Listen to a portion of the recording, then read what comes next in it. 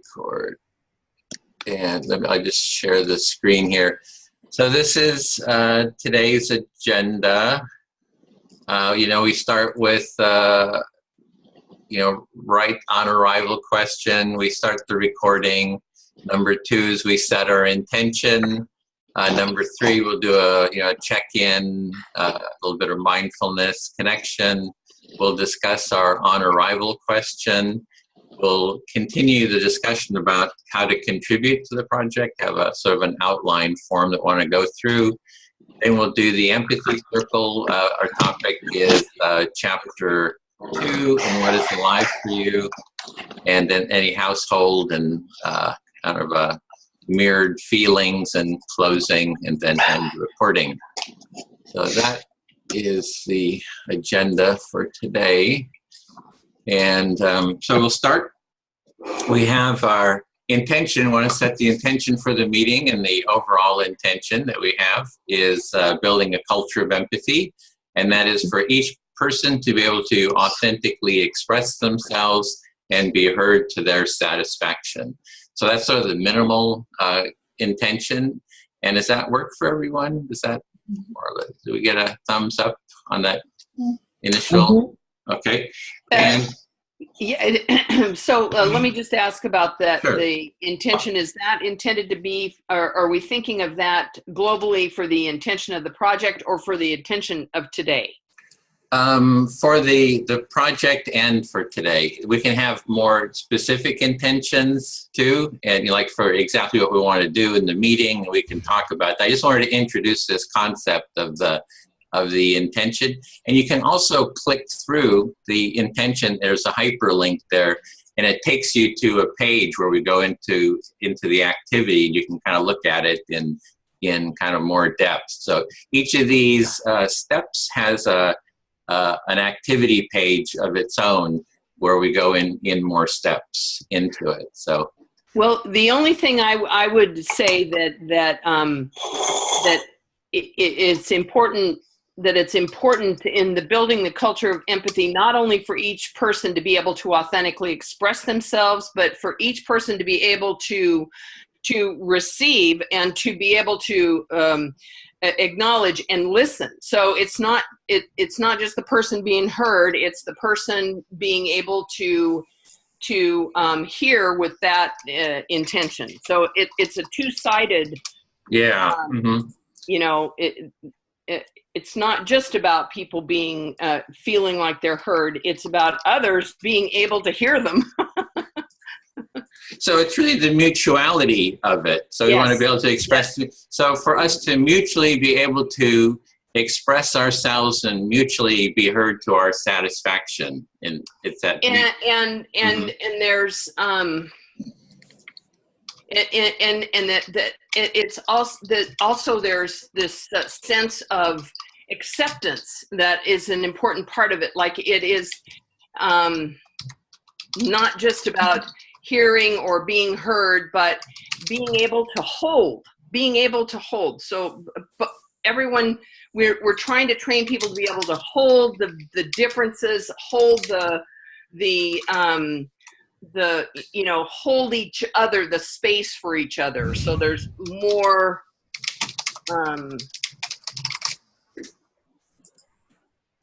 So I wrote down mutual acceptance and holding space for each other. Yeah.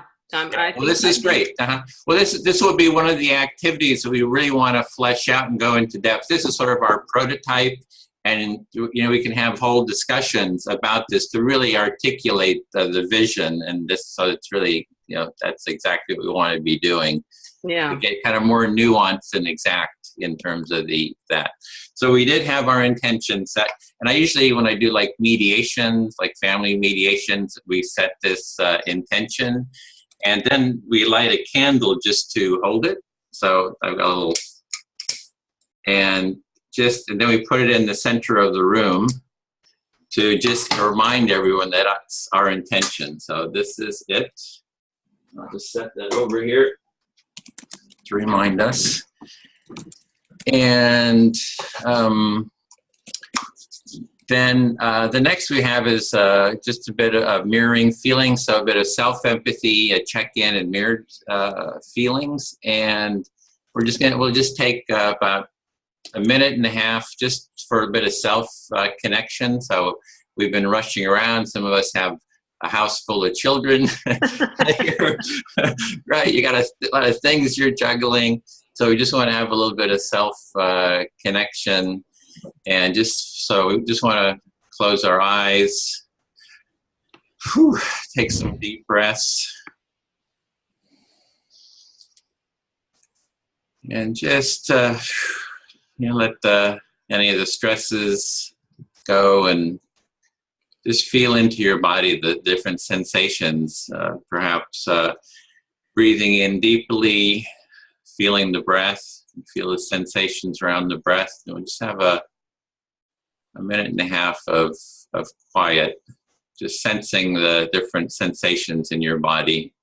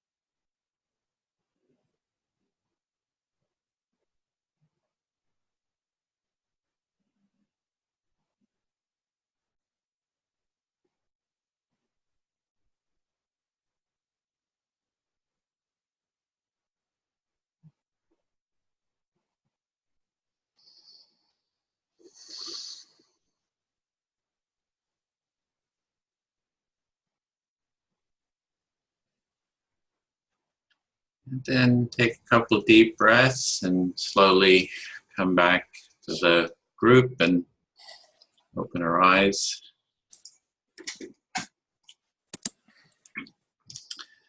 And so you just want to have a go around and everyone check in, just how are you doing? And at the end of your check-in, maybe share a emotion that turn the felt experience, maybe something you're feeling, turn it into emotion, and I'll demonstrate that. So for check-in, I just feeling a little sad.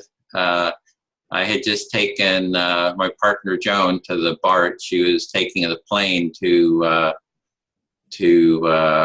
Baltimore Airport. As I'd mentioned, one of the emails, her cousin Gerald was one of the journalists that was killed. In the newspaper shooting, the 5 journalists. So she's going for the funeral. So she was.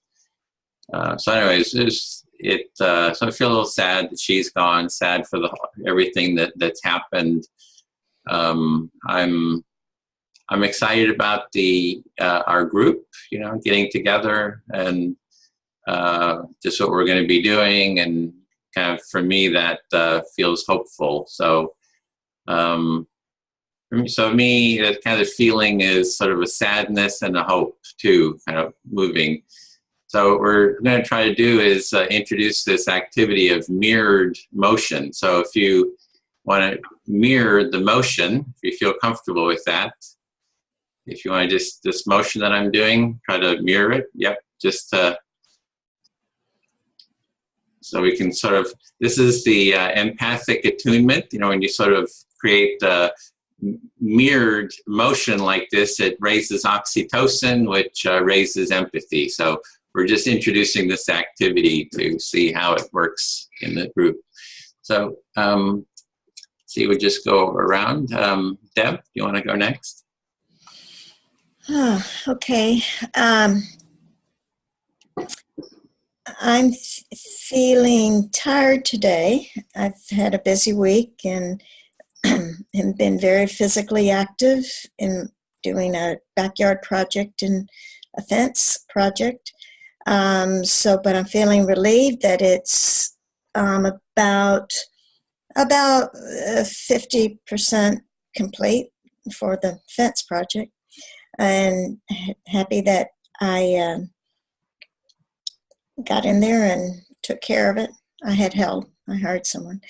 So, but it's exhausting on the body to do all that moving and stretching and lifting things and moving things and just nonstop for about 8 hours. Right. So I'm feeling, I rested many hours last night. I slept many hours, but my body is tired and would like a day to do nothing, but that may not happen. So I'm tired. At the same time, I'm happy and satisfied that the fence project is about 50% done. And do you have a motion of how you're feeling? We can mirror. Sort of. So you see if we all get it. Oh, it's actually on this way. Sort of, half-half. Half-half. Yeah. Okay. Half and half. Non-dairy, half and half. Dea, you're next on the list here. Going around. Yeah, I'm feeling a bit quite excited. I had a call in the evening to do a project which is very meaningful. It's for a group of government schools where there is a lot of violence, teachers not knowing how to handle the children, and so I got a call to share Play for Peace and NVC there, and it's going to be a long-term project, and I'm quite excited to be doing that and sharing, and also some movement and a lot of meaningful work coming up. And yeah, I'm really looking forward to that. So yeah, what is it? Yeah.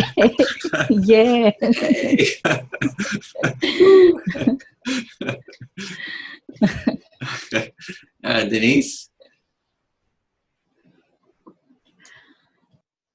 Okay, I was trying to think of if it was in alphabetical order that we were in there. I'm just going through a circle here. It's maybe different on different screens. We're all D's except for you. So I was glad to have the moment of brief meditation, because I missed my meditation this morning because I've got a house full of grandchildren, but that's fun. So I have to say I'm feeling pretty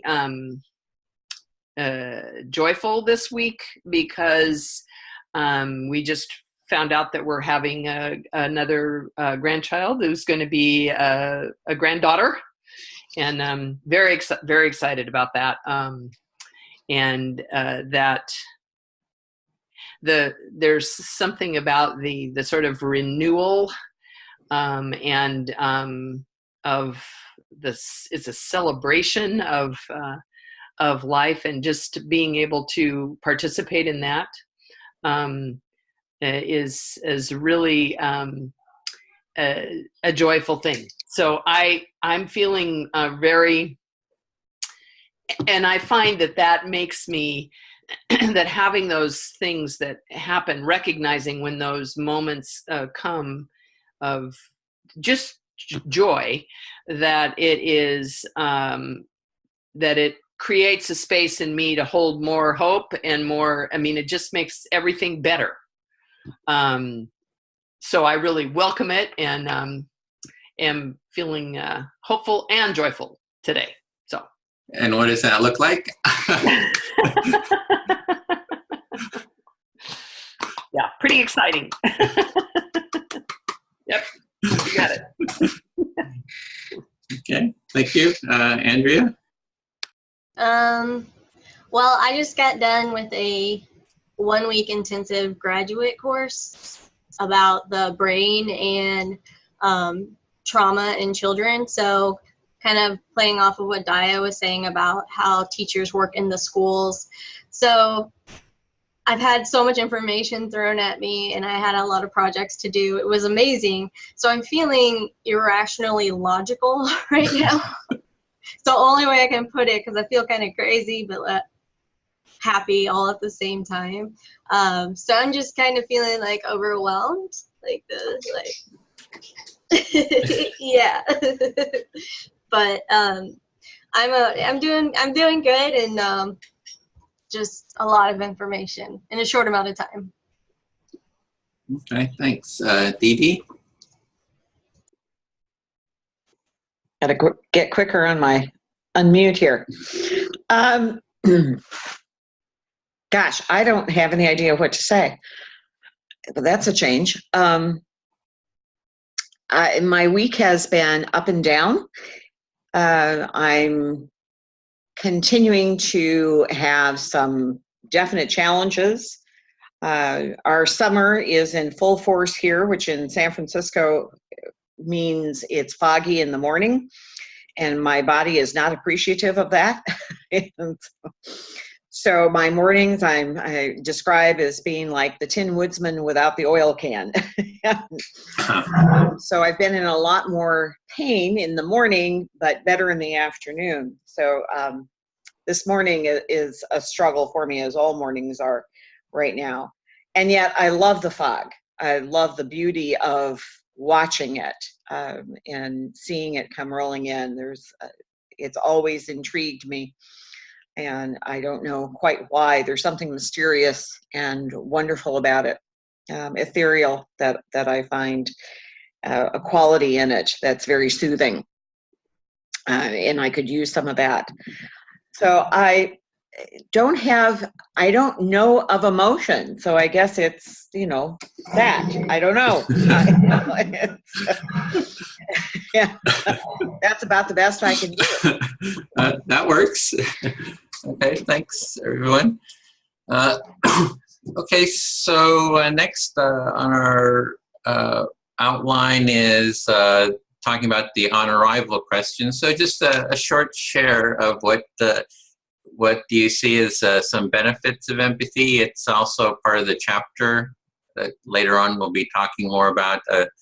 He talks about some benefits. And so for me, it's there's kind of different categories. It's a way of sorting the benefits for who. So there's the benefits for the speaker, and for myself as the speaker, when I feel heard and kind of a reflection, I feel more at ease because I don't have to fight for attention. Having grown up in a family where you had to kind of fight a little bit for attention, so I feel calmer, relaxed. My feelings open up, and I remember one person that I listened to once, he said, "Oh, I've never been heard so deeply. I never felt so creative." It's just so opening up. You just kind of can bring forth, and there's this feeling of openness and creativity. For myself as a listener, I feel more present and engaged because I tend to disconnect, go in my head, and if I'm listening, reflecting, I feel like I'm present, and so it keeps me actually more present.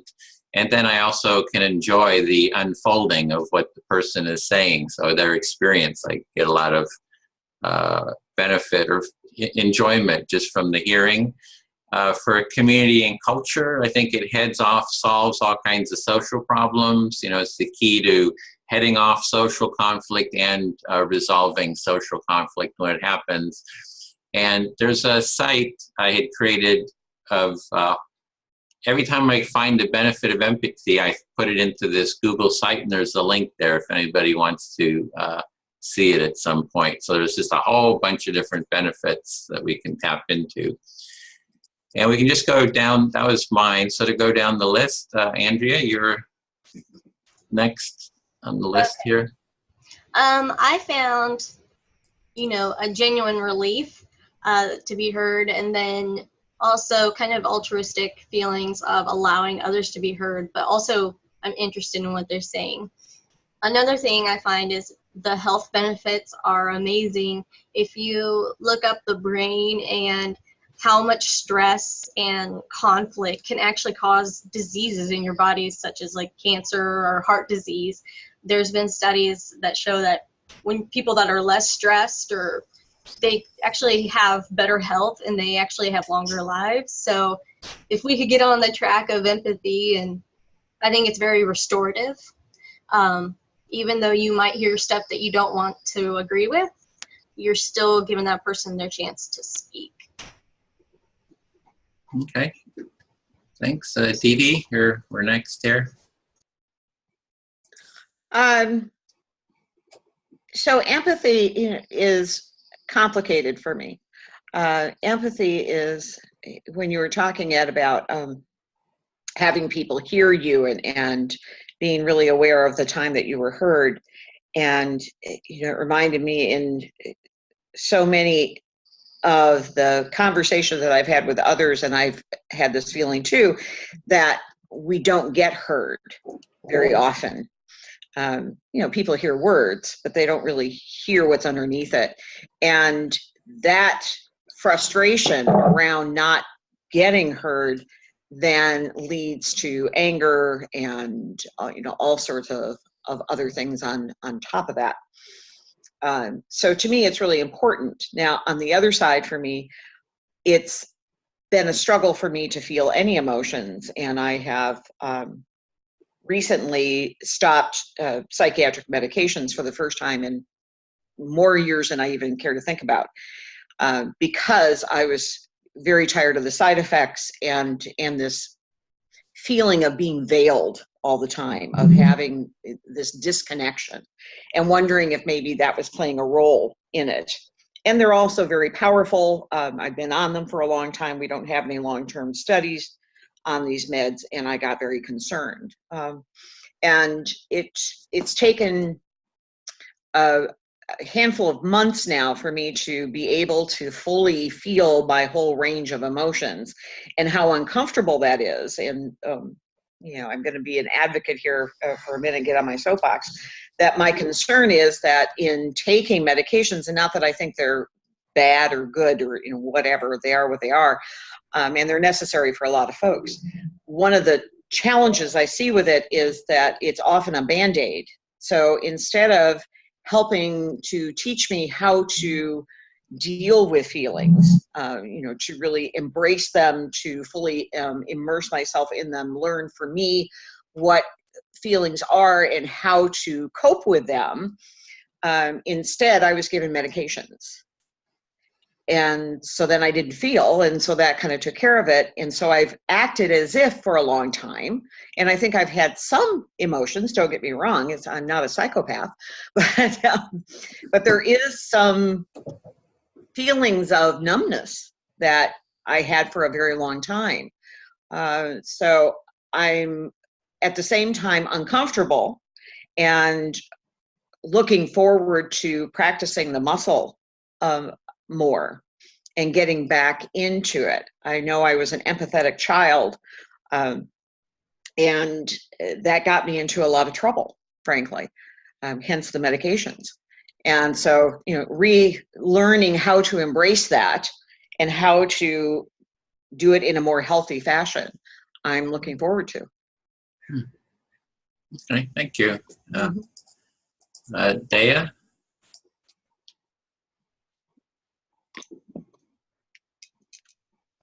Yeah, for me, I have learned that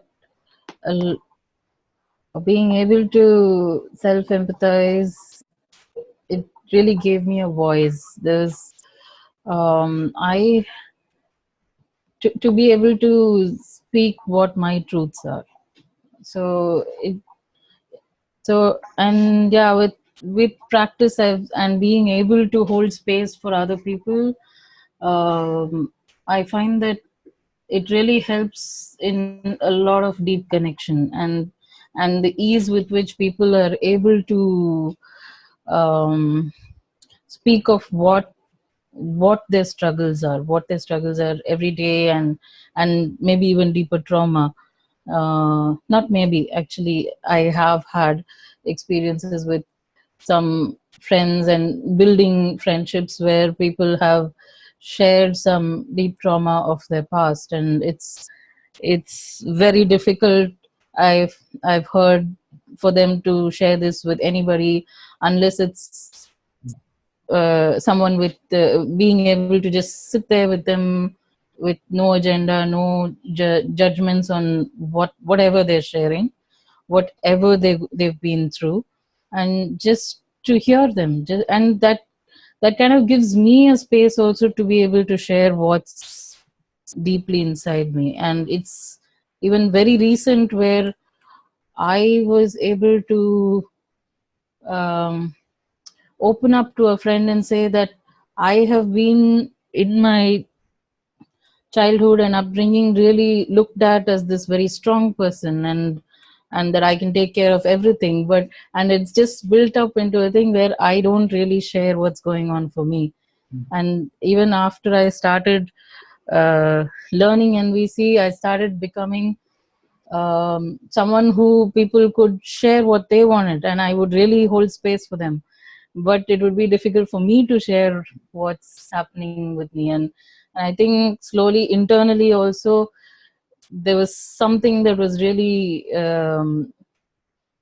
jarring, like what I wanted to speak was not coming out. And I think as I had some other friends and who were willing to hold that space for me, it slowly started coming out that I built that trust to be able to say what's going on for me.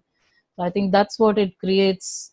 And when I see that when that can happen in a community, it starts getting much easier for people to be heard and share what's going on for them every day. And then, yeah, the hope is that it can bring down the amount of violence that is there in the. Thank you. Denise? So I really resonated with several things that others said about this, but in my thinking or processing it and working it all week about that, the value of empathy for me personally has been the practice of it. And I'm having a really hard time separating this from my spiritual practice. It is totally, I have considered the whole act of reflective listening or developing accurate empathy as one of my primary spiritual practices for the last 20 years. So it is from that perspective, and I'm having a hard time thinking about how to sort of secularize that, because it's just not secular for me.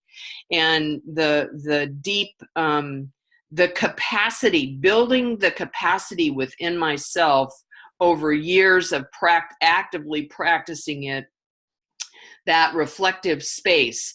And you mentioned the creativity, Edwin. It's like the being able to build my capacity for creating that space with another person to allow the creative, my creative juice and their creative juice to come together, and to allow into that mix all kinds of stuff. But it requires so much of me. The benefit of that space is that deep connection, as you were mentioning, Gaia, that being able to perceive and sit in that deep connection with someone else. And even if you're doing it with yourself, even if when you're meditating, oftentimes you're perceiving that deep connection with your inner core, not stuck up here on all this stuff on the surface. You're really connecting. So I think the real value is creating that contemplative space, and it's a practice, and he mentions that in the book, in this chapter too, about how much this is a lifelong practice of being able to hold the space for and let go of and surrender your own judgments, which we have all the time, our own judgments and our own, make our own considerations, or even think anything about ourselves, to sort of let it go to allow that joint space to emerge. And so the value for me, or the real benefit of having that kind of space, is that it promotes creativity, it promotes connection, it promotes a shift in perception about what it is that we're doing here, an alignment with a purpose much greater than ourselves, and that it just increases the opportunities for that to happen. That space does. So. Mm-hmm. Okay, thank you. Then the next one, Deborah. Thank you. So I too resonate with all that's been said. For me, what really helped be sort of the access tool for me was my mindfulness practice, which is a 40-year-old practice, but I have honed it much more from being an instructor and working with people with it in the past 14 years, is that it really helps me understand what my experience is. And then the second part of that is, can we hold it within ourselves in equanimity, which would be without judgment, without extremes of his or hers or object or subject, you or me, and just hold that experience. And so first, can we do it with ourselves? And I wrote a little story about what just happened yesterday. I've been slowly getting upset about a situation, and I saw myself doing that. I backed off, I paused, and this was over the course of several days. And then I felt some opening and a relaxation about the issue, because I was getting fairly worked up. I mean, I didn't say a word to anybody. It was all just the story with me. And then I came to appreciate this other person's situation. And then it just disappeared. It dissipated, became a non-issue. So is that empathy? I'm thinking so. But had I not had the ability to understand what is this process I'm in, which was anger or distrust, I mean, there are a couple of words I could put, but I was worked up. If I can't understand that and be with it and look at the tools, if you will, to de-escalate from that, then I wouldn't have been able to get to this point of understanding. So I think I keep coming back to, we can't become a culture of understanding, we can't connect with others unless we know what we're bringing to the table. And if we don't have that sense about ourselves, we're not grounded in that, we can't understand the benefit of slowing down to understand what is going on from here to our heart, the whole cycle of, sort of CBT, of your emotions, of your thinking affects your emotions, affects your behaviors, affects your results. So it always starts with with all of us, how many billions of people on the planet, their individual perspective.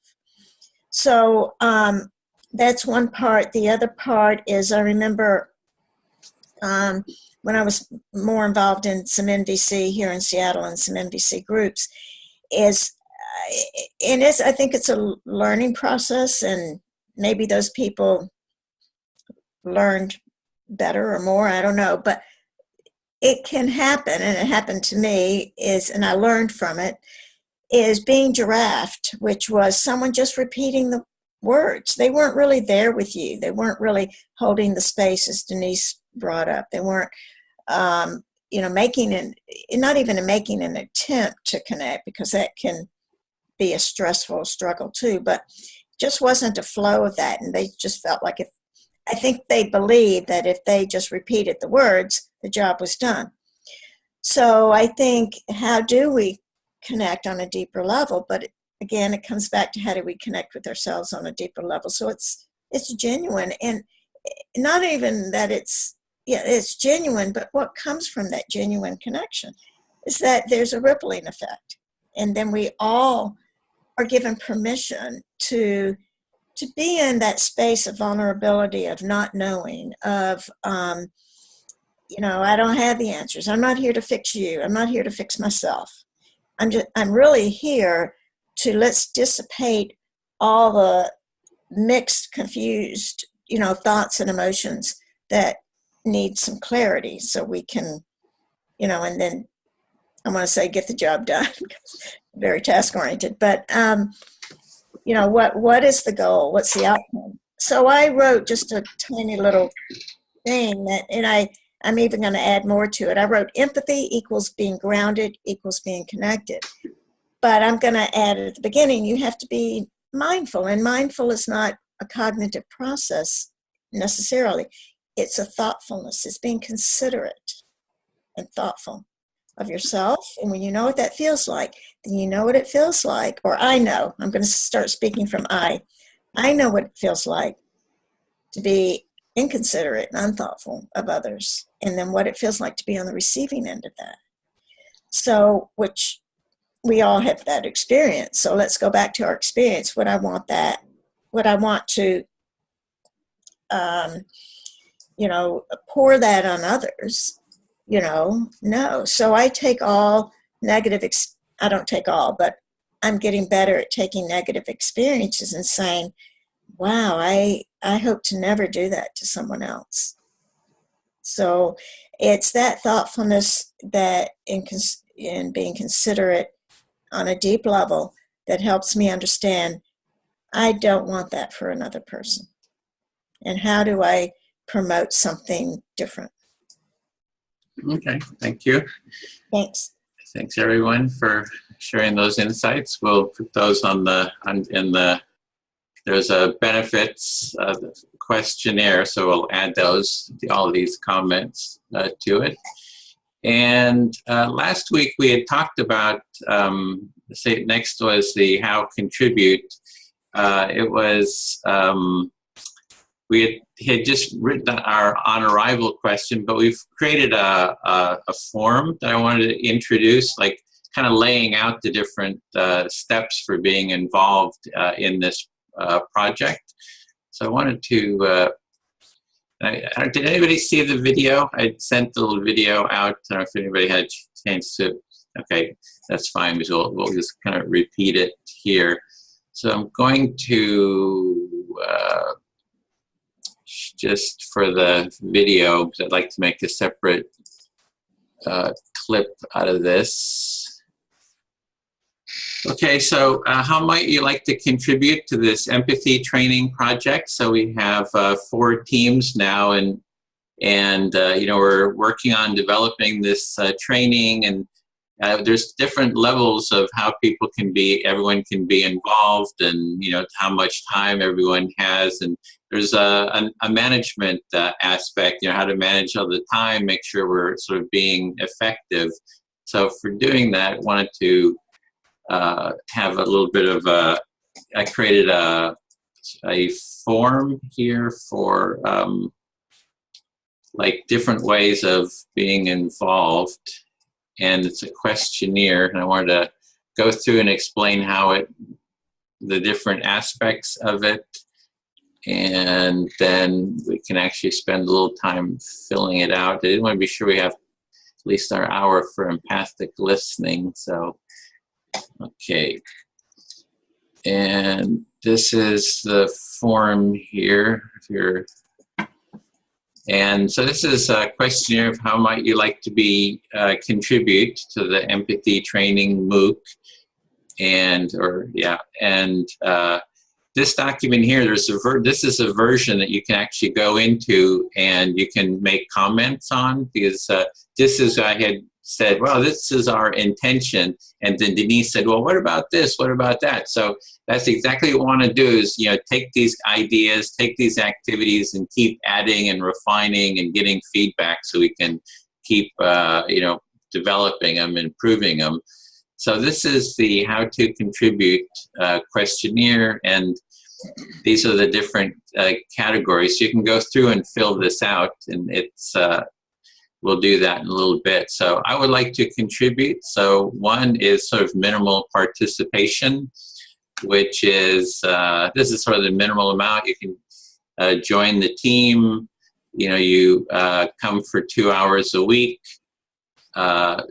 do the homework, which is read, and, you know, some prep material. And it says 2 hours, but the reading, I mean, the book is, the chapters, we're doing one chapter at a time, and the reading is anywhere from 2 to 10 minutes. So there's not too much kind of, you know, quote, homework. So that's sort of like the minimal. Then there's co-designing, you know, how, if you want to kind of go into the co-designing of the project, of the training. And this is according to your time, you know, your interest level, your abilities. You can select how else you would like to take part in designing and building the training.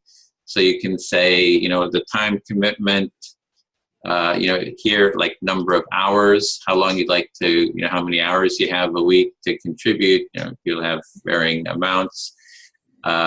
The minimal commitment, you know, for doing this group is 6 weeks. And with 6 weeks, we're really just doing 6 chapters. And in the other groups, we've expanded to doing the full 16 weeks, you know, so we want to get a kind of a baseline in terms of if you want to do the full 16 weeks. And you may not have time for that. Greg, actually, he was in the other meetings. He had thought he could make these meetings, and he said that he just couldn't, you know, he didn't have the time for it. So he actually dropped out, forgot to mention that. So, and then you can hear, it's like, have skills, you know, what are the skills that you have? Like, you know, for me, it's management and empathy, empathic listening, and a lot of technical skills. You know, a lot of, having been a system administrator years ago, have a lot of computer skills. And then step 1, you can design and facilitate an activity.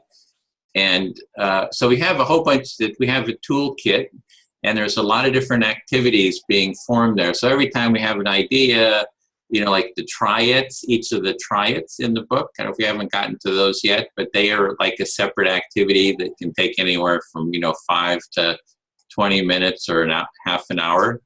And so the intention setting is an activity, the on-arrival question, the mirroring, the empathy circle, the try-it.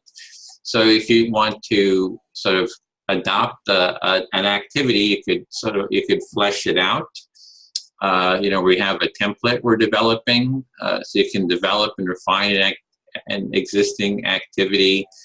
You can design an activity from scratch if you have some, and then you can also take the activity and facilitate it in the group to test it out. You know, write it up, design it, test it out, get feedback, and refine it. So then there's design and lead a 2-hour lesson. So we're calling, you know, the 2 hours a lesson. If you have different terms, you know, and jump in if you feel like there's something here. Feel free just to jump in, because then we can write directly in here and add the comments.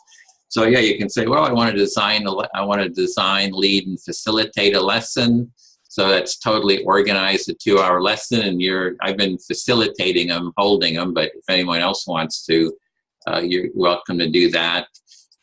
Later, we can facilitate a 16-week training session, and you know, so I'm Edwin, yeah. Can I ask a question? Please. About this, in thinking about the development of these, one thing that really stands out from my work on online development is the decision about whether or not this is going to be like a course where you sign up and people come together on a regular basis and it's a 16-week and they sign up for it, or whether or not it is a self-directed, non-synchronous, asynchronous session that anybody can sign up and do on their own time. that kind of decision would really impact the kinds of lessons that you developed. Do you have thoughts about whether or not you're looking at synchronous versus asynchronous? It was synchronous as group. Are you saying? Yeah, so it's synchronous. Yeah, synchronous is where you actually have some time when everybody in that course, you sign up for a course and you come together for that. Yeah, that's the idea. So the core is this empathy circle practice, right? An empathy circle is relational. We're trying to go to the relational, not just you're off on your own, working on this, but you're working together with people. You sort of need that. So the idea is you form a team. We can support people forming a team. We want enough instruction so anyone can, on their own, they can form teams and go through it, or they could have a facilitator, and then you have like a paid facilitator that would, that would be paid to guide a group through. So it would be up to the group to, there's benefits of having someone that's knowledgeable, has done it, can kind of hold the space, can organize. So. Right. It does, you can, I know the course that I teach is completely asynchronous, except for that you assign people to groups that have to then meet and do this kind of thing. They do all these activities that are in there. They do them and they have to meet and coordinate with those people. But the instruction is completely asynchronous. I never meet with them. Oh, okay. Uh-huh. But I'm not saying that's the best thing I'm not saying that's the best way to do it. But I do think that for the designing of the lessons and the activities and how the activities, it's really important to know, are we going to have a facilitator led? Is it going to be a 16-week course that people sign up for? That's a long time. I think you're going to have a hard time getting people to sign up for 16 weeks.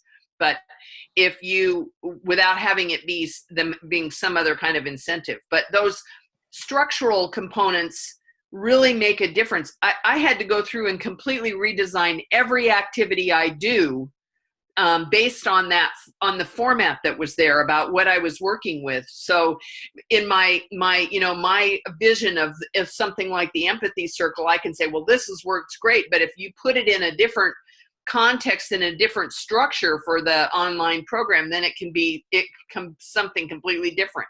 Mm-hmm. So what's a good way to discuss that? Yeah, those are the kind of issues to look at, because right now it's you read, it's sort of like a book club is the basic structure, right? Where someone reads some material before the meeting, and then you come into the meeting and we have a few little activities, and then the core of it is the empathy circle, the mutual empathic listening. So every week you're learning a little something to deepen your empathy circle and practice is sort of the core. Yeah.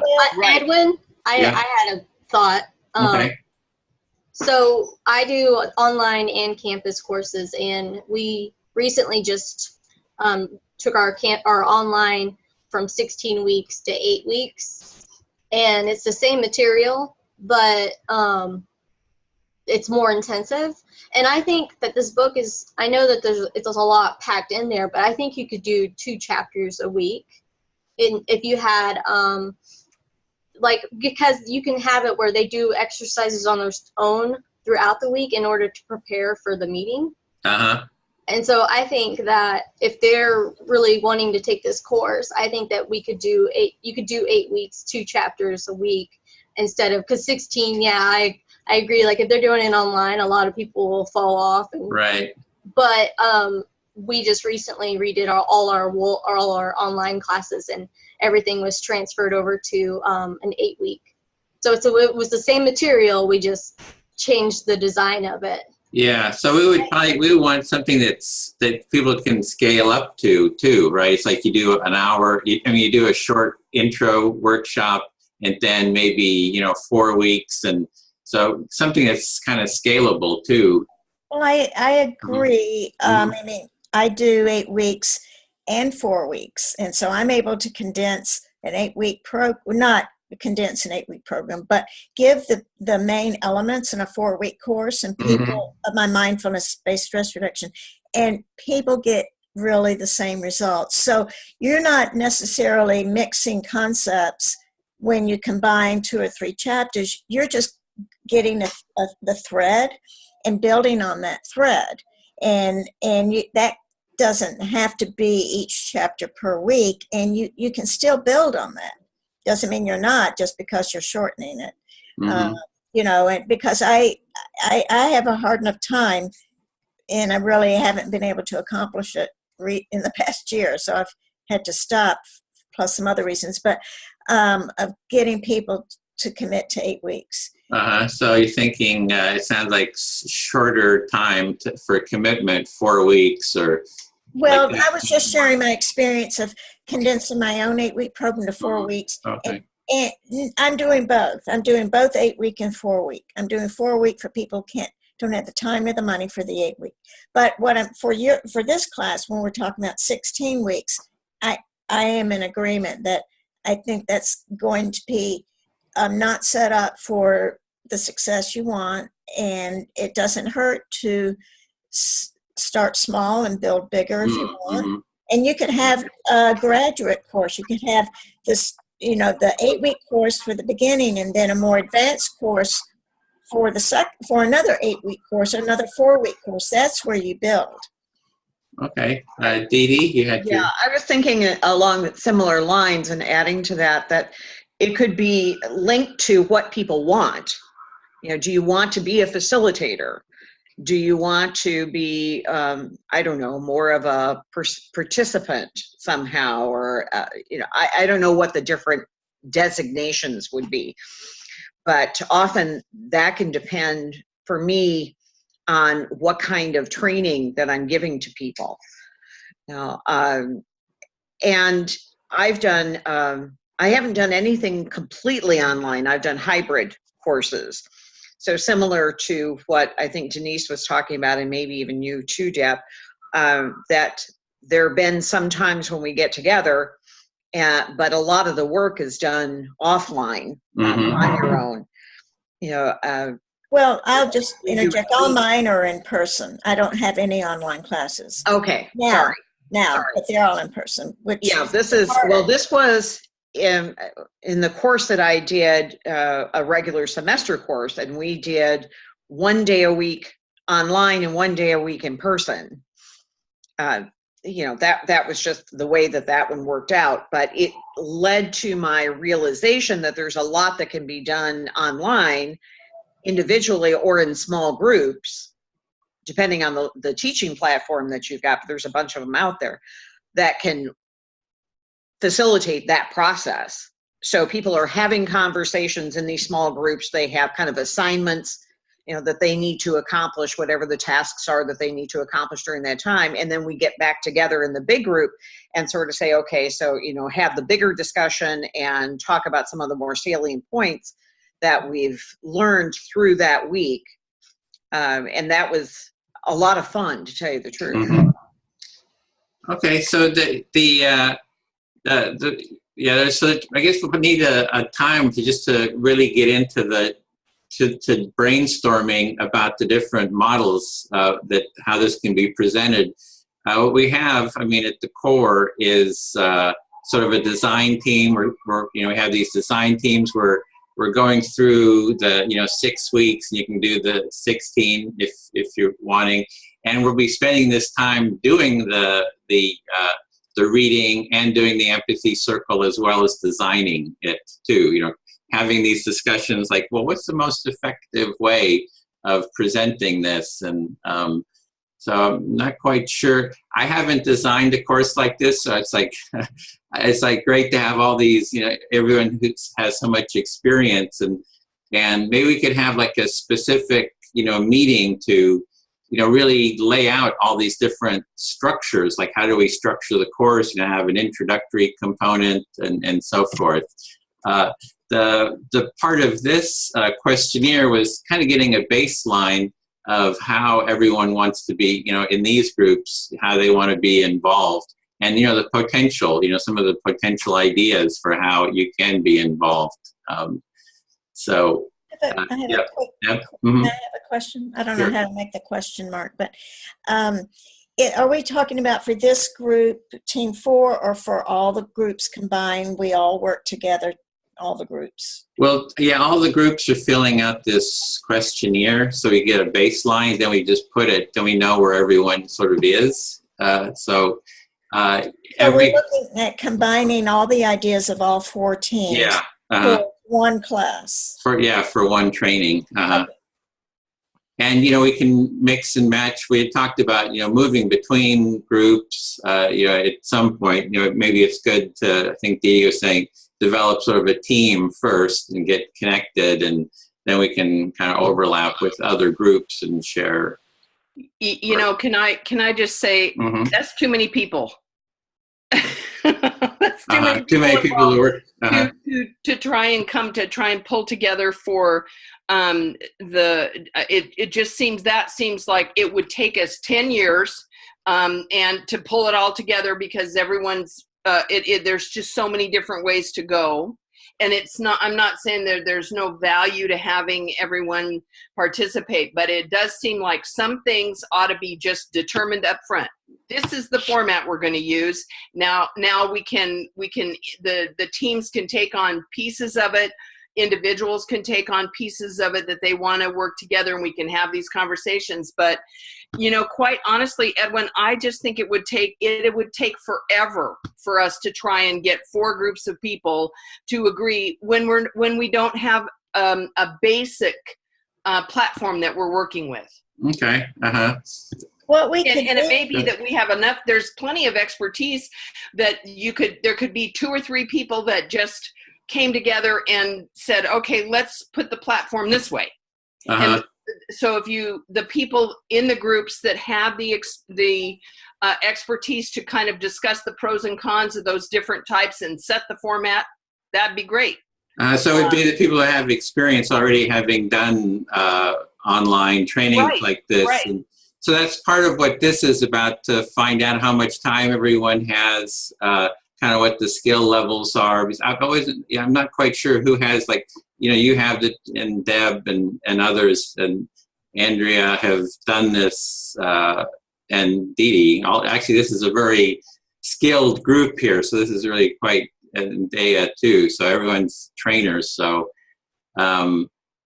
so what do you think is the best way then? First of all, to kind of go through this list, just share it with you, but then have a discussion about, honing in on what the overall structure is. I mean, I have a sense of, to me, it's the core is the empathy circle. It's people actually dialoguing with each other. So from all the experience I've had, it's just getting people together, practicing an empathy circle at the core, and then adding new concepts. But a lot of just practice and doing is kind of the core. And it's highly reproducible too. It's once you have this skill, you can just start creating one in your family, in your workplace. And I want to interject. Yeah, Deb? What a little dilemma I'm finding with this is that, I don't know, it's just coming from my MVC experience, that if you open a circle, and there need to be maybe some ground rules. You can't start, point, so to speak, pointing a finger at the other person and saying, you do this. And, people don't know the basics of, respectful or considerate communication.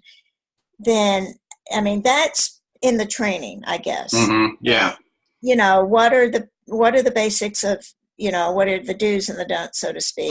The basic agreements and ground rules, everyone's, and how do you deal with conflict, or, Can I say something to that? Yeah, please. And I would say, if you're coming to an empathy course, first off, you're coming with the expectations that you want to develop empathy. So I would think you would be respectful, but I know that's not a given. I think with any course you would have to have a syllabus, and if you could go to any university on a syllabi, they have the rules, like no plagiarism, no disrespectful behavior, especially in education, like professional dress, all this stuff. So you could say something on the syllabus about that. But I also think maybe we're making it a little more difficult than it has to be. You could say the reading, and like we're doing, a lot of the reading and the concepts are done offline. And then if the expectation is that the students or whoever signs up for the course is just coming on here for the empathy circle. So then most of their activities and their development is so that they can come to this empathy circle to try out their skills that they've been working on. And I don't think that would be I don't think at first, if that's, because right now we're all able to do this, and it's not like we're working together face to face. And I think that's how the online course would be. But I definitely think you could say something in the syllabus, and then maybe if someone does get out of hand or out of line, because you're always going to have those people, they could email somebody like Edwin or somebody and say, hey, this was really bad. Somebody really said something that was awful, and then we could kind of do an intervention or something with that group. But I definitely think that if we do talk about all these different minds and stuff, if we try to just keep it simple and rather than try to create this huge curriculum at first, I think it would be pretty amazing what we could come up with. Okay, well, thanks for those comments. So I wanted to just quickly go through the rest of this form, and then we'll go into doing mutual empathic listening, and then we can bring up some of these ideas, and then I think having a whole brainstorming session just on what we were doing, and then also documenting it, because I haven't been taking notes, and it's good to take notes on the discussion like this. And so let me just finish the, just also give a little bit of an idea of sort of the vision of the project too. So you can design, lead, and facilitate a 16-week training. You can design, lead, and facilitate the team series, which is what we're doing here. We have a design team, so other teams could be working together to create more material. For example, filling out, creating more of the toolkit. So we've got that toolkit that started, and every one of those activities can be used in putting together lessons. The other project is visioning the culture of empathy. So this was exactly, Denise, what you were talking about, is like there's this vision. I think one thing that's a little bit different about this training is it's not just coming from sort of an individualistic level of, how do I be more empathic as an individual, but how do we create a culture of empathy, be it a culture of empathy within a group like this, in our families, and have that, so that relational empathy vision. And we need to sort of articulate that and be able to put it into, something that's really easy for people to understand. So I wanted to hold a separate empathy group, a circle, talking about the vision. We would use empathic listening. We would, write up what it is we're coming up with, as well as write copy. If you're good at writing copy, that would be great, because I'm not the best, most eloquent writer. So that's like a separate little project. If you're interested in doing that, there's a link here to a sign up page. And Dee Dee, I saw you had signed up for that one too. For that, it's on Facebook, a Facebook event. So then there's the technical production, to do web design, create videos. This is, if you're interested in that, I have some background in that.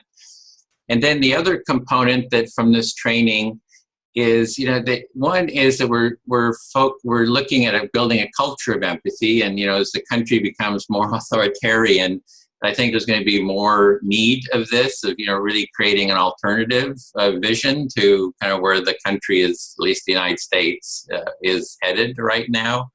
And I think empathy is that, culture of empathy is that vision where, everyone gets heard, seen, and acknowledged, and the culture values that. So part of that, so we have that vision. We've got the empathy circle as sort of the container that's an easy, reproducible container. And then there's the empathy activism, which is another component I think is unique. And with that, we've had this empathy tent. And we've been out, since Occupy Wall Street, here in Berkeley, we had set up the empathy tent the first time. So we also want the training to be guiding people towards doing activism, social activism for empathy. So that can mean, holding empathy circles between, people who are in need for just being heard, offering listening.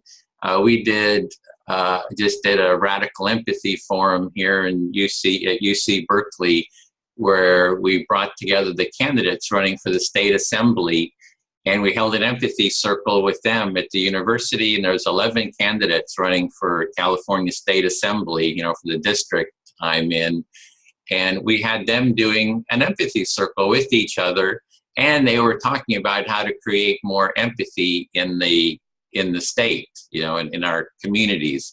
So we were, trying to foster this within the political world. There's a right-wing group coming to Berkeley, and we've been going to some of these, places where the right and political left have been kind of battling it out here in Berkeley. And we set up the empathy tent, and we listen to both sides, and we offer, sort of a mediation and empathy circle practice. And we've actually had, people from the right and the left in those, and they're coming up. So this is sort of a, those are kind of like advanced, kind of activities, but we do want to have sort of an activism component, not just I as an individual will be more empathic, but really how do we create a more empathic society? And so that's kind of the overall, so that's the overall questionnaire, and we're just getting every kind of a baseline for everyone to just fill that out. Yeah, Dee Dee? And again, to me, I think it could be beneficial or useful to have the designations for the roles that you could play there, because I could see where some people might want to come and learn more about empathy for their own purposes, for their own life, for themselves, for their own relationships, and for whatever reason, not be comfortable with taking an activist role, for instance, a particular activist role, like doing an empathy tent or a circle. And yet they're becoming more empathetic by nature is going to lend to the culture becoming more empathetic. So I would not want them to be unwelcome, right, for lack of a better word, for not wanting to participate in this other forum. So sort of, different levels that somebody can participate in, and they may change their minds, right? Somebody may decide they want to do an empathy tent, but then they find it's not comfortable for them, or vice versa. Well, let me reflect back what I'm hearing, so we do a little bit of empathic listening here. So it's that we don't want to jump, that people, that they have different ways of being involved, so they can graduate into it. So if you're holding an empathy circle in your family, you're already contributing to building a culture of empathy. If you're doing it in your workplace, in your community, so you can sort of graduate into, and don't have to go right into this, being on the streets. And each of those kind of contributes to building a culture of empathy and to articulate those steps.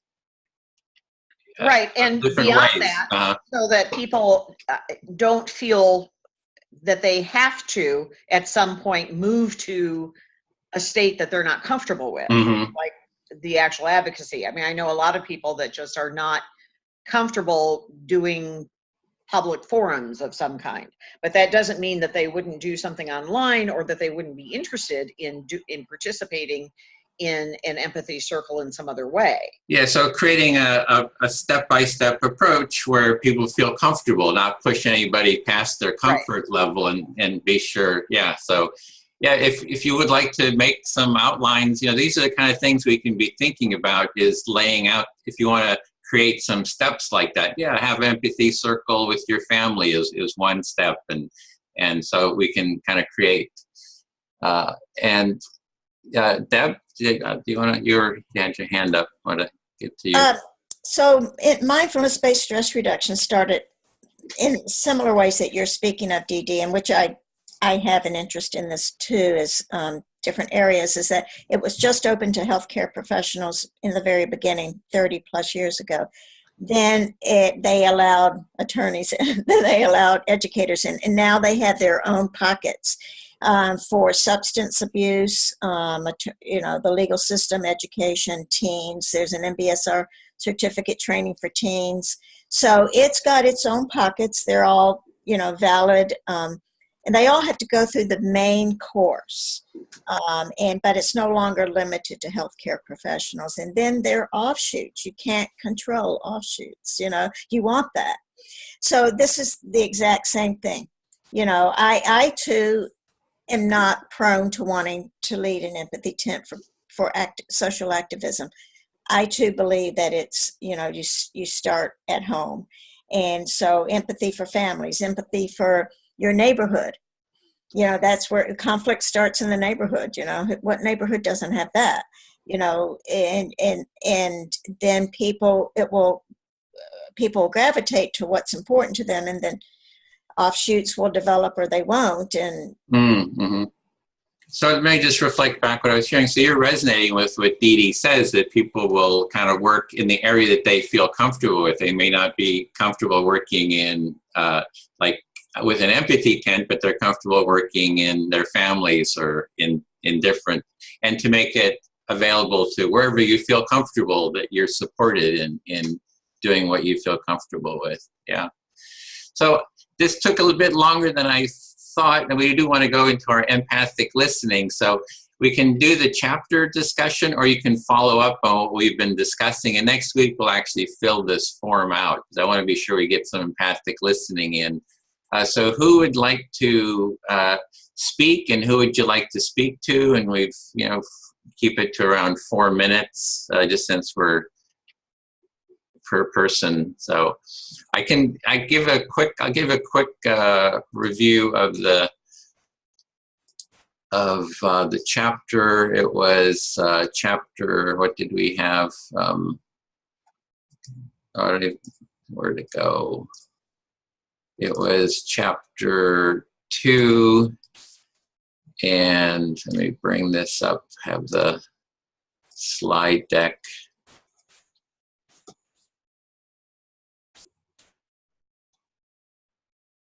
Gonna take a second for it to load. That was chapter 3, wasn't it? What chapter were we on? 2, okay, oh good, I was right. Got a couple groups going, different chapters in each one.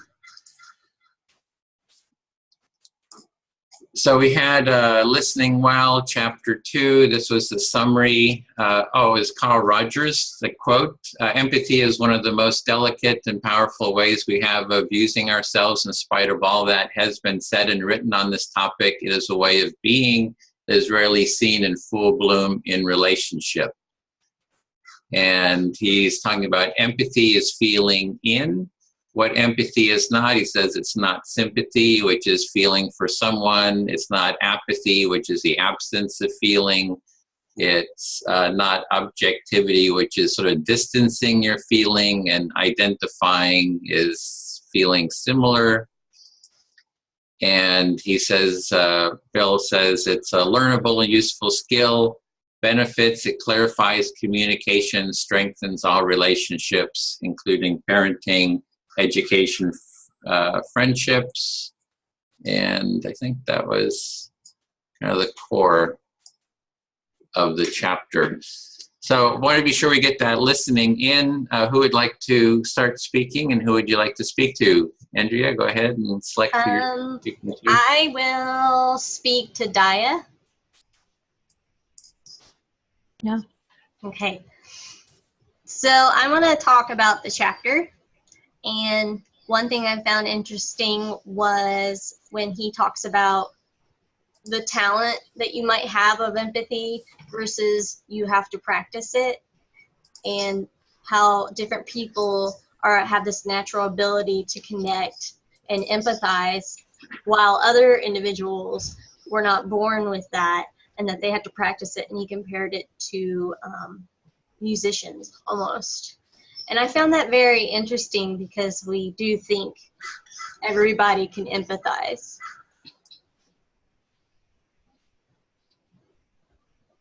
You want me to reflect now? Yeah. Yeah. Okay. Yeah. So you find that it's very interesting that he's comparing the empathic skills to how to musicians.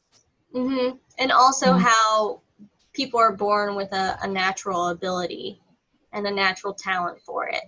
So it might be easier for me to connect with people than it is for, say, my husband. So he has to detach. He's a police officer, so he has to detach rather than empathize, because then he brings it home with him.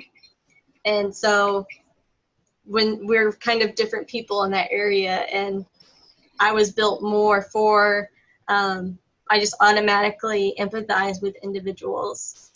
And I never thought of it as a talent. I never thought of it as a gift. It's interesting for you to see that similarity of what he's making of it being a talent, that people are born with it, and that it's easier for some people to be able to empathize. Like for you, it's easier to empathize with people, and it's for your husband, he has to detach himself from the role that he is in and to be able to, yeah. And then I also find when I am out in public, people will come up to me and tell me the craziest stories.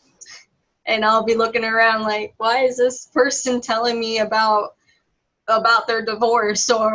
And I don't know if it's just the persona I give off or what it is, but I listen.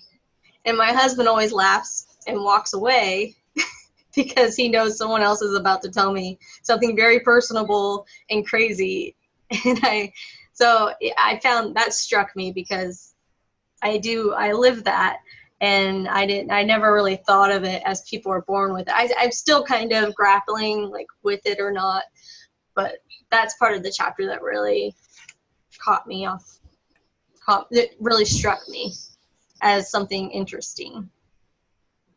Yeah, so I'm hearing also some acknowledging yourself at this point when you notice that people outside, when you're on outside on a walk or something, you find that people would just come and talk to you and tell you some of the most difficult things in their lives, and it takes you by surprise at times, but you kind of resonate with after reading this chapter that and it's still interesting, and you're still curious about what it is that is in you that makes people just come and talk to you about their deepest things. Yeah. Is it something like our aura, our energy?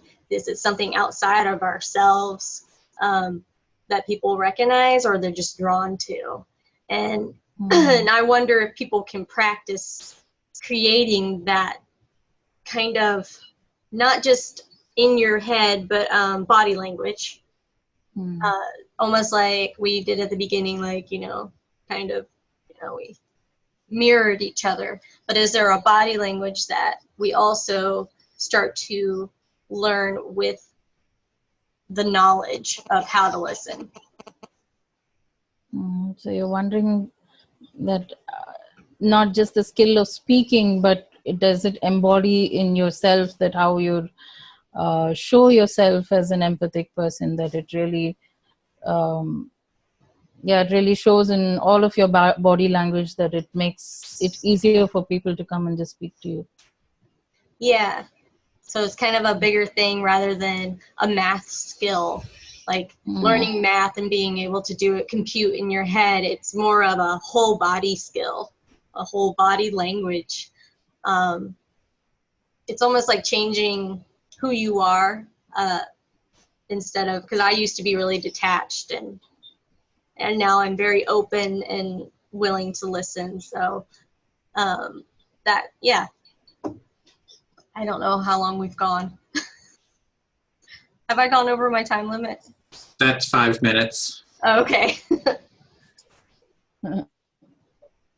It's been 5 minutes? Yeah, it just hit 5, so it would be Daya's turn. Oh, okay. Okay, thank you for sharing. Yeah. So you select who you're speaking to, Daya. I'd like, yeah.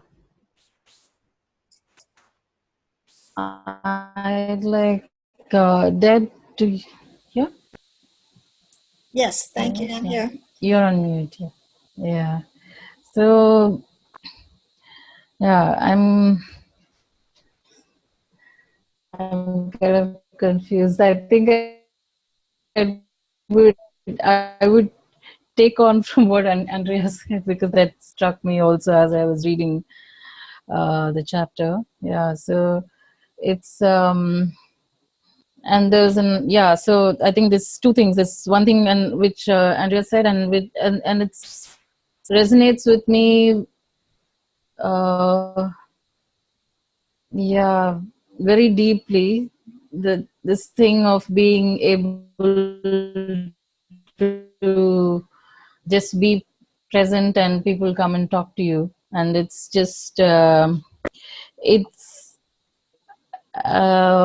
it's something that's really powerful, and it's for me sometimes that can be a bit overwhelming, that I don't want to be seen as this person who would always be there just for other people. May I reflect on this point? And May I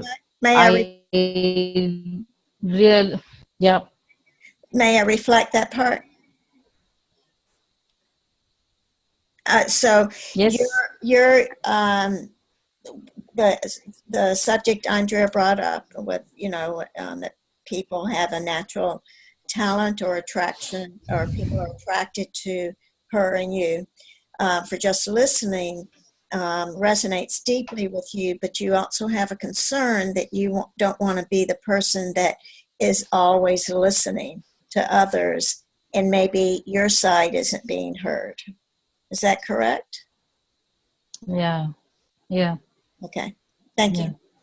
So it's kind of to remind myself that it's a really powerful place to be in, where I want to be able to hold space for others, but at the same time be aware of myself getting exhausted, and also be able to care for myself.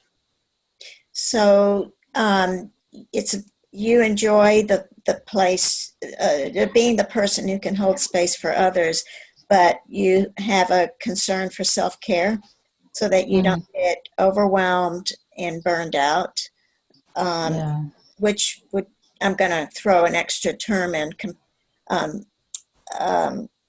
compassion burnout is what it's called. You didn't say that, but that you extend so much of yourself that there's nothing left for you. Is that correct? Yeah. Okay. And I think it's when I resonate with the thing that some people are born with the ability to empathize, and if I can be in the space of self-care, I would be able to effectively be present for people, and not just think that it is a job to do, but it's actually, I be there with the intention of being present if I can be more present to myself and my self-care. Yes. So you're interested in how you can develop and maintain more self-care so that in the end you can be more available for others. I personally give yourself, your whole being to others. Is that correct? Yeah. Okay. Yeah. Thank you. I feel heard. Thank you. So a lot of topics here. I am, who am I speaking to? Didi? Thank you. Thank you. I'm embarking on another area in my life of understanding how I do what I do. And it's educating myself on the type of person I am and type of empath I am. And there are different types of empaths. And I, too, everyone ends up telling me their story. And it's one-sided. My story doesn't get in very much. Okay. Go ahead. I'm going to do this in short breaks. So. Oh, okay. Thanks. Just again, this kind of web that's been woven with several speakers now about the idea of both lack of care of ourselves but more for you right now, it's around not being heard on the other side, not getting an opportunity to share your story, and yet always hearing other people coming to you to share their stories. Correct. So in this study course I'm doing about what type of empath am I, it will help me better understand how to take care of myself, how to not have compassion fatigue, compassion burnout. And I say that with a very, very large grain of salt because I am not naturally empathic. I'm not going to blame my family or my mother, but where else could it go?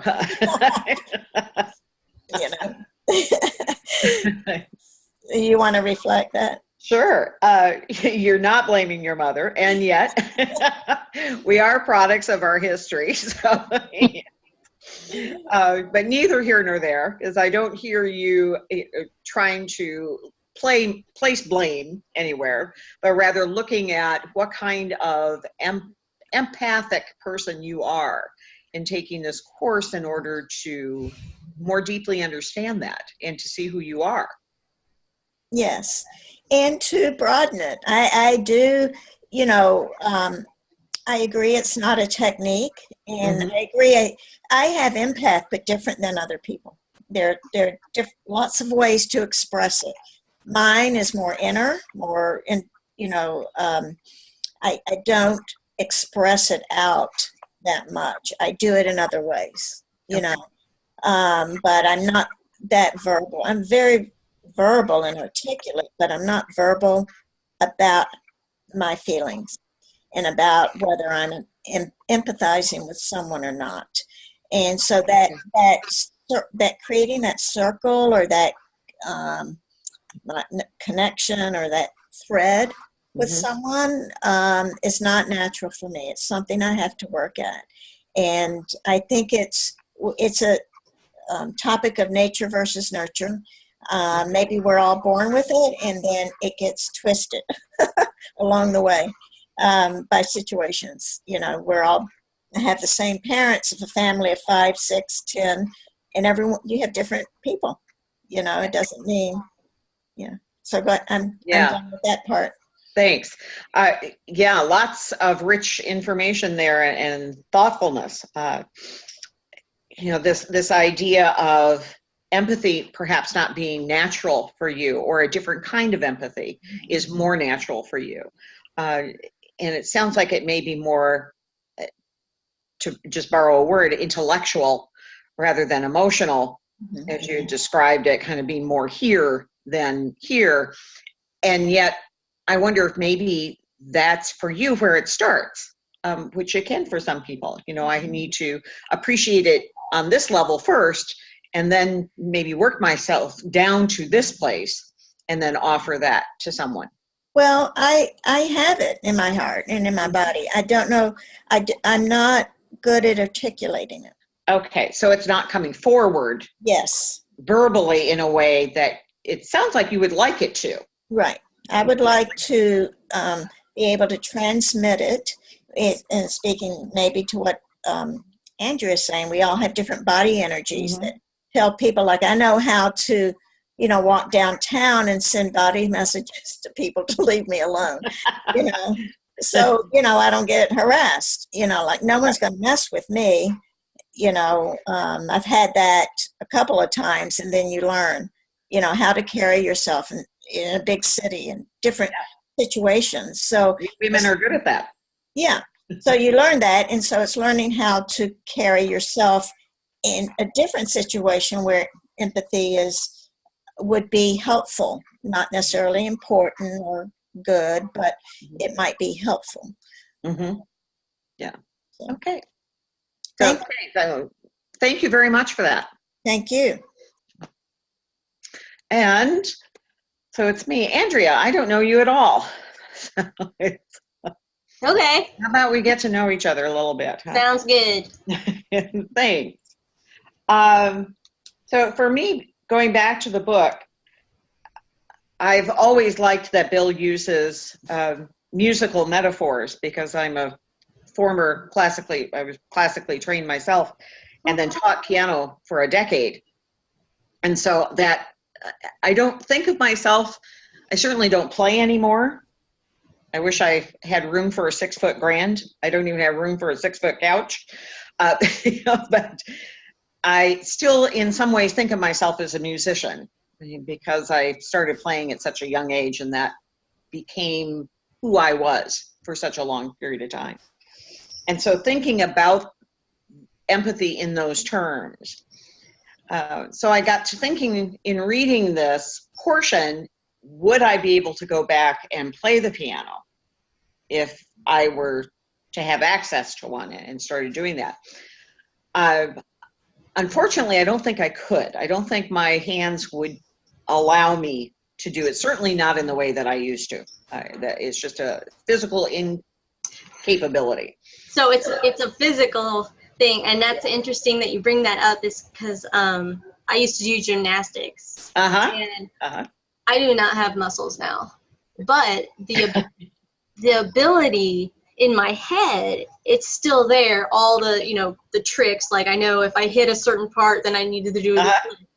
But if I do the flip, I will break every bone in my body now.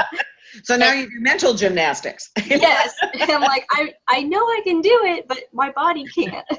So yeah, so your identity as a musician is still there, but your body can't do the same that you were when you were younger and practicing all the time. Right. And having let go of that for me was actually fine. Even after that being my identity for the first, 25 years of my life. But it reminded me in the sense of practicing empathy, you know, and sometimes I wonder, and I'm thinking this more about empathy towards myself. I've been for years, I've always been the Ann Landers, like lots of us have talked about, the person that somebody goes to, whether it's a stranger or a friend. So I'm always careful on airplanes, you know, how much I want to share with people what I do. You know? But depending on how energetic I feel at the time, whether I can engage in a conversation, it's nothing personal, it's just my own energy level. Because I do like hearing people's stories. That's why I do the work I do. I love that. I really, I get energy from that and excitement, because I think people are just fascinating. People are interesting. So what I'm hearing is that you have people come up to you too and tell you stories, and and your identity as a musician. I think that's still an identity you have. Just because you don't practice it, it's still part of you. Because I believe if you could physically, you would. And then with empathy, it's another identity.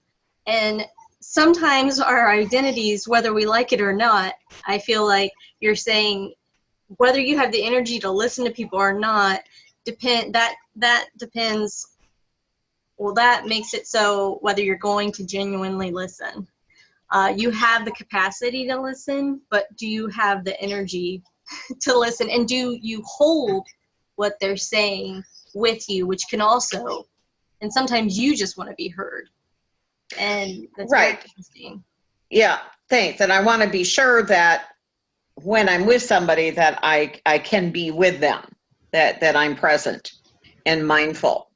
And because I have learned, one of the things that I believe having a chronic pain condition does for me, and for others that I've heard this from, is that it makes you listen to your body. There's no getting around it. You can avoid it at times, but you can't avoid it completely. And so you do have to learn how to take care of yourself. You just have to if you're going to function. And so I'm pretty good about setting my limits and knowing when I can be present and when I can't, and then acting accordingly. And then also limiting what I do and how I do it so that I can be present. Yeah. And I think that's, for me, part of practicing the accurate empathy that Bill was talking about in this chapter has to do with that, to really be mindful for myself and mindful for other people and be as present as I possibly can. Yeah, and so it sounds like you're saying there's something more to it than the cognitive aspect of it. There's the affective domain, the emotional intelligence with it, to not only be mindful and present for them so that they know that you're hearing them, but also to take care of yourself, sort of like Dia was talking about, a self-care, so that you don't take too much in. So you constantly have to be listening to your body as you do with pain, and know how much you can take at that time. Because if somebody's going to tell you a traumatic event, they really want you to be present for that. Right. And I need to be there, and that's the job that I do. So, yep, I've agreed to that. Thank you. Thanks. That was 5 minutes. I saw the card, right? Yeah. Yeah, that was 5. It's your turn. So go. You want me to go again? Yep, you get. Okay. Denise, you have not talked yet, right? Right. Okay. So I kind of want to keep going on this whole idea of being able to know when you should listen, like to know when you can listen and when you probably shouldn't, because it's not fair. What I was thinking about when Dee Dee was talking, how it's not fair to the speaker if you know that you cannot handle another story about trauma, or if they're needing to unload about their day. If you know that you can't be present in that conversation, how fair is it for you to take on that conversation? And then how do you get out of that conversation without being rude is another thing. Do you just walk away? Like, especially if it's a family member, or do you somehow block? I found that very interesting in the conversation we're having today. So there's a sense that the act of expressing empathy or of listening comes with a responsibility. that if you're going to put yourself in the service of someone else, that you need to be in the right space to be able to do that, and to recognize when you have to say, I can't do that. Yeah, and so you have to be in the right frame of mind, especially people who hold stuff. My sister is even more, like, I'm really emotional, but my sister, God love her. She cried on the Dawn commercials with the birds and the oil. She cried. And I said, but they saved them. And she was like, well, what about the ones they didn't save? So, well, she's a nurse now, and she worked on the hospice floor. And she would take everything home with her because she had a lot of empathy for these people, especially the ones that didn't have families around.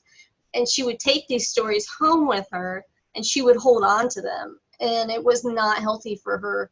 She eventually had to learn how to provide the same care and be genuine, but also how to not hold on to that story, because it's not her story. It's not her identity. But she was taking these people's emotions and their stories with her and adopting them as hers, which I don't think it's not very healthy, which I know sometimes I also do that with my students. And it's so really, can I just reflect that the sense of that part of this work is about learning how to recognize make yourself available and open, but recognize what is yours and what isn't yours, and how to be able to let go or let it pass through you what isn't yours. That you're not there to be the vessel to hold all the crap really that comes. That's not your job, but somehow you have to find a way to let it go. Is that what I'm hearing? Yeah, and I still struggle with that. I like how you put it, the vessel. You're not the vessel. You need to be something transparent so that you genuinely hear it, but you're also letting it go instead of holding on to it. Because then if you hold on to it, then it's also a trauma that now you've adopted, but you actually didn't experience. Yeah. And just adds to your own, when you're taking things on that aren't yours and holding on to them and keeping them, it adds to your own sense of stress and trauma. Oh, yeah. And then on top of that, it's so unhealthy for your brain, especially if you already have these traumas and, experiences that you're working through yourself. If you add to it, you could break down, or you could be emotionally drained, and then you're no good for anybody. So someone said, I think maybe Deb, to be mindful of, maybe Dee Dee also said, I think everybody said it, to be mindful of your own body, your own needs. And that's not selfish necessarily. That's actually helpful for you and the listener. So really being able to hold the empathy for yourself and where you are, in addition to being, holding that space for you and the person you're attending to. Yeah. And then how do you get out of a situation if you know that you are just drained? Is there an appropriate way to get out of listening to someone's story without being rude? I've had issues where I want to be like, I can't, I have to walk away from this. But how do you do that? I don't quite know. Most of the time I'll just sit there and listen, or I'll just be like, try not to, but I don't. You kind of like to find a better way, feel a way you felt better about, in terms of being able to be transparent and honest about the fact that right now you're not in that space. And you can't take it in. Without them thinking you're being a jerk, as in, sorry, I can't handle this right now. So. Yeah. Okay. Great. Thank you. Okay, we're up at the time. We only have 10 minutes left, so we need a little time for closing. So with the meeting, we have 2 hours. I've been trying to have like an hour sort of for working on our, designing the project, as well as an hour for sort of the practicing of it. So went a bit over with the design part of it, a little bit. So next week, some really great stuff came up about, the structure of the course. What is it going to be? So we'll have like a meeting where we're just kind of doing brainstorming about that, trying to articulate that. And if you have any ideas about it, send them to me. We'll start, looking at that, because there's really, great stuff coming up there to talk about. The one thing that also seemed to come up was, being the one that does all the listening. You're listening, and have that mutuality. And I think that's a part of the culture of empathy that we want, right? A culture of empathy is sort of this mutuality of listening. And that's what we're trying to foster in this training. Like, how do we have that mutuality? And the empathy circle, I think, models that in a kind of a structured way where everyone has a chance to speak, be heard, and there's a mutuality of time and so forth, and sort of models that mutuality. So with that, we could close with like, how do you feel now? And doing a mirroring exercise again, shared mirroring. It's always good to move our bodies a little bit, express that feeling. Let's see, how am I feeling? Feeling like little, like I'm kind of opening up a little bit. I'm kind of getting a little constricted. Oh yeah, that feels good. Yeah, Whew. That feels good. So we'll go around the other direction. Dee Dee, do you want to share yours? I'm sorry, what am I sharing? Just your feeling, a kind of emotion that you have, a feeling that you have, turning it into emotion. We're all going to mirror. Oh, we're doing that again. Okay. Yeah, we're doing that again. I'm not very good at that, I have to admit. There's no right or wrong. It's like whatever you come up with is like the perfect thing. It's like everybody's. My brain just doesn't work that way, so it makes me have to think. Exactly. There you go. You without trying, you were doing it. Yeah, it's not doing it. So, thank you for that help, Diane. And I think, my feeling, I don't really have one right now. There isn't one main feeling. I just sent a note that apologizing to everybody for my up and down here. I missed an event last night because my cat wasn't coming home, and we're working on training. And boy, trying to train a cat, it's. Well, I was seeing a motion that you were doing was this. So I think that's your motion. You've got one. We get that one, everybody doing it, mirroring it. Is that it? See? Yeah, that's perfect. Is that it? No, that's me trying to work my hands. Oh. That's what that is. I have arthritis in my hands now. So they stiffen up. Okay, well. That's it for me. Okay, thank you for that. Andrea? I guess I feel the same way I do at the beginning, because I'm in the middle of writing my dissertation, and so every time I get a new idea, it just adds to more ideas I want to do in my dissertation. I need to tell myself to stop and just stop. Just stop.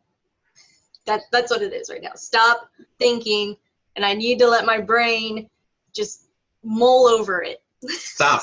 Stop thinking. Mull. Mull. I need to mull over it. Mull over. Okay. Denise?